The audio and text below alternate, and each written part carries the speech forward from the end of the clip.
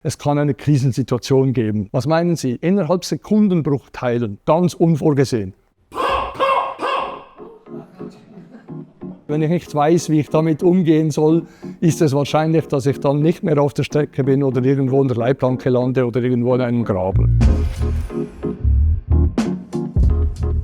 Sehr verehrte Damen, verehrte Herren, im Namen der Scuderia S7 heiße ich Sie hier herzlich willkommen in der Theorie. Bitte schön.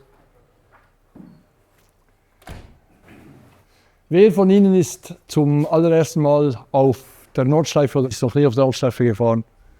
Gratuliere. Herzliche Gratulation. Wer von Ihnen ist das erste Mal bei der Scuderia S7? Auch herzliche Gratulation. Sie haben die beste Wahl getroffen. Ja, ich wurde 1960 gebaut, 1961 ausgeliefert. Ich heiße Martin Stucke. Zu meinem 30. Geburtstag habe ich mir meinen Bubentraum erfüllt und habe einen 911 SC gekauft mit 204 PS. Und als ich das Auto gekauft habe, musste ich innerhalb von 48 Stunden entscheiden, entweder kaufe ich einen Sarg oder ich mache einen Fahrkurs. Ich habe mich für das Zweite entschieden, habe einen Fahrkurs gemacht und dort hat man mir zugeschaut, wie ich Auto fahre. Dann hat mir eine bekannte Person gesagt, Martin, es gibt da so eine Rennstrecke in Deutschland, das könnte dir gefallen, die heißt Nordschleife, Nürburgring irgendwie. Ich hatte keine Ahnung, wovon er spricht.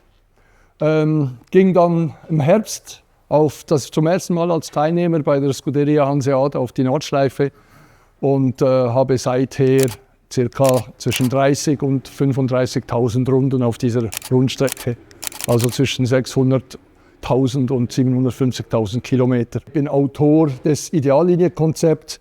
Ich habe nie gesagt, dass ich normal bin. Ich habe im Zusammenhang mit der Scuderia Hanseat in Deutsch und in Englisch ein Buch geschrieben und habe die Streckenpläne perfektioniert und habe eine DVD gemacht. Also es ist eine Trilogie, wo die Ideallinie der Nordschleife im Detail beschrieben wird, Kurve für Kurve.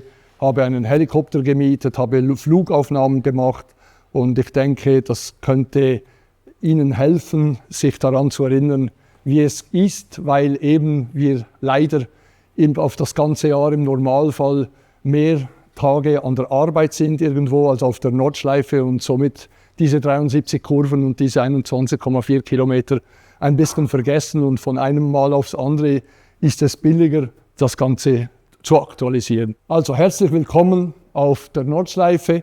Das Ziel, es ist ein Sportfahrlehrgang, es ist eine Schule. Ich kann Sie nichts lernen, ich will Sie nichts lernen, ich will Ihnen nur meine Erfahrung teilen und mit den anderen Instruktoren Ihnen helfen, dass Sie die nächsten 2 Tage unvergesslich schön erleben dürfen auf der einfach nur schönsten Strecke dieser Welt. Es geht darum, dass wir sicher, präzise, effizient und daher entspannt, sportlich und schnell Auto fahren.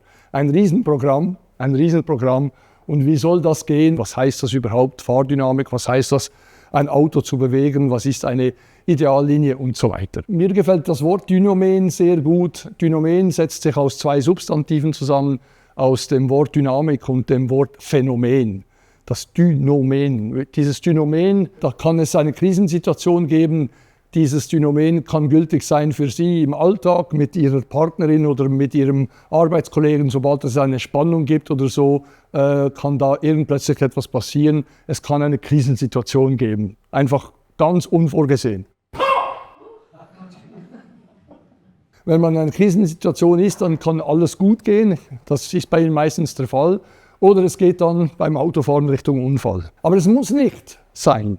Ich nehme ein Beispiel, das mir sehr gut gefällt. Ich fahre einen 911er, habe alle Hilfen rausgenommen, das Auto fängt an zu übersteuern. Das heißt, der Arsch des Autos will mich langsam überholen. Wenn ich das nicht geübt habe, wenn ich nicht weiß, wie ich damit umgehen soll, ist es wahrscheinlich, dass ich dann nicht mehr auf der Strecke bin oder irgendwo in der Leitplanke lande oder irgendwo in einem Graben. Wir werden versuchen, uns zu beherrschen, unser Fahrzeug zu beherrschen. Und wenn man etwas beherrschen will, dann braucht es eine Riesenerfahrung. Wer von Ihnen hat schon eine Notbremsung gemacht auf der ABS-Regelung? Alle. Nicht ganz alle. Schön, dass ihr ehrlich seid. Jetzt stellt euch mal vor, 25 Meter vor Ihnen mit 50 Stundenkilometern springt ein Kind auf die Straße und Sie sind nicht geübt, auf die ABS-Regelung zu springen. Sie haben nicht geübt, wie man richtig bremst und wie man richtig schaut. Dann sind Sie in einer Krisensituation und Sie werden wahrscheinlich dieses Kind anfahren oder überfahren. Wenn Sie am Sonntagmorgen Ihren Kaffee oder Ihre Gipfeli holen oder Ihre Zeitung, dann lade ich Sie ein, gehen Sie irgendwo in eine Industriezone und fahren Sie von 0 auf 60 und dann von 60 auf 0 so schnell wie möglich und dann üben Sie das 3-mal jede Woche. Ich habe nämlich eine gute Nachricht für Sie, meine Damen, meine Herren. Jedes Auto hat zwischen 1600 und 2000 PS. Jedes Auto. Ich fahre normalerweise einen Golf, 1,2 Liter mit 96 PS. Das Auto mit dem brauche ich ca. 450 Meter und 12 Sekunden, bis ich auf 100 bin. Mit einem GT3 RS mache ich das Ganze in 3 Sekunden oder etwas weniger. Aber wenn ich von 100 auf 0 herunterbremse, dann brauche ich 32 Meter. Mit dem GT3 RS genau gleich wie mit meinem VW Golf. Und um diese 1,5 Tonnen von 100 auf 0 herunterzubremsen auf 30 Meter, braucht es zwischen 1500 und 2000 PS. Nutzen Sie das bitte, meine Damen und Herren, in den nächsten Tagen. Vergessen Sie alles, was Sie bis heute gemacht haben. In den nächsten Tagen wollen wir, wenn Sie bremsen, möchten wir sehen, dass das Auto vorne so richtig baff nach unten geht und unten bleibt. Und die Damen mit langen Haaren, wenn die keinen Helm tragen, dann gehen die Haare so nach vorne. Das ist dann richtiges Bremsen. Dann bleibt noch eine Situation, wo ich mich rausscheren kann, und zwar zum Beispiel das Glück. Ich schaue ihm zu, wie er da irgendwo um die Kurve kommt, absolut spektakulär. Und der junge Mann, wenn ich dann im Devilsteiner mit ihm bei der Mittagspause bin, gehe ich zu ihm, frage ihn, ja, hast du das geschafft? Wie bist du da rausgekommen? Das war phänomenal. Und er ist ehrlich zu mir und sagt mir, Martin, ich habe keine Ahnung, mein Auto macht und irgendwie.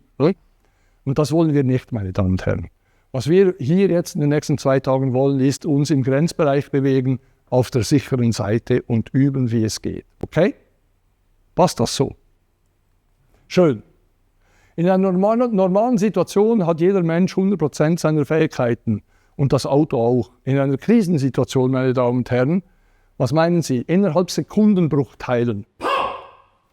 Jetzt stellen Sie sich vor, Sie haben noch nie eine Notbremsung gemacht und Ihnen springt irgendwie ein Tier oder ein Kind auf die Straße und von einem Sekundenbruchteil auf den anderen verlieren Sie 85% Ihrer Fähigkeiten. Jetzt müssen Sie in diesen 15% noch etwas abholen, was Sie nie geübt haben.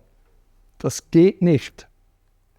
Das Auto, ein modernes Auto, die sind ja voll gespickt mit Elektronik und Elektronik ist für mich sind Krücken. Vertrauen Sie dieser Elektronik in diesen Autos bitte nicht. Ich habe in meinem Leben noch nie jemanden gesehen, der 100 Meter gelaufen ist in unter 10 Sekunden mit einem Gips und 2 Krücken. Das schafft man nicht. Man muss gesund sein. Also verlassen Sie sich nicht auf die Krücken. Ne? Ihr Auto verliert ca. 5% seiner Fähigkeit im Grenzbereich. Deshalb spreche ich zu Ihnen und nicht zu Ihren Autos. Danke, dass Sie da sind.